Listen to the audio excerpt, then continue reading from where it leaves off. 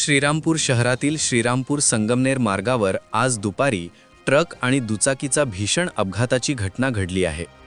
दुपारी 2:30 वाजेच्या सुमारास सूतगिरणी फाटा परिसरात झालेल्या या अपघातात तालुक्यातील टिळकनगर येथील 27 वर्षीय अनिकेत महाकाळे हा तरुण गंभीर जखमी झाला असून त्याची प्रकृती चिंताजनक असल्याची माहिती प्रत्यक्षदर्शींनी दिली आहे।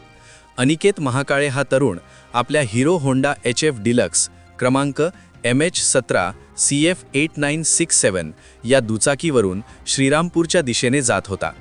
याच वेळी सूतगिरणी फाट्याजवळ ट्रक क्रमांक MH17 K7213 आणि दुचाकीचा भीषण अपघात झाला। हा अपघात इतका भीषण होता की यामध्ये अनिकेतच्या शरीराला गंभीर इजा झाली असून तो रक्ताच्या थारोळ्यात पडला होता।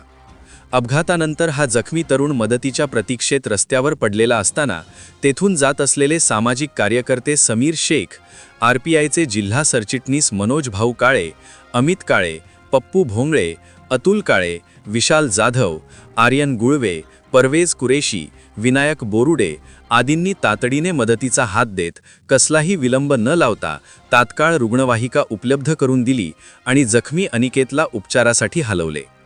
अनिकेतची प्रकृती चिंताजनक असल्याने प्राथमिक उपचारानंतर त्याला पुढील उपचारासाठी लोणी येथील प्रवरा रुग्णालयात दाखल करण्यात आले आहे।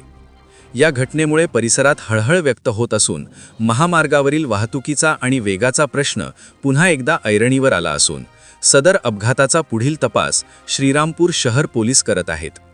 याविषयी S न्यूज मराठी वाहिनीने घेतलेला ब्युरो रिपोर्ट।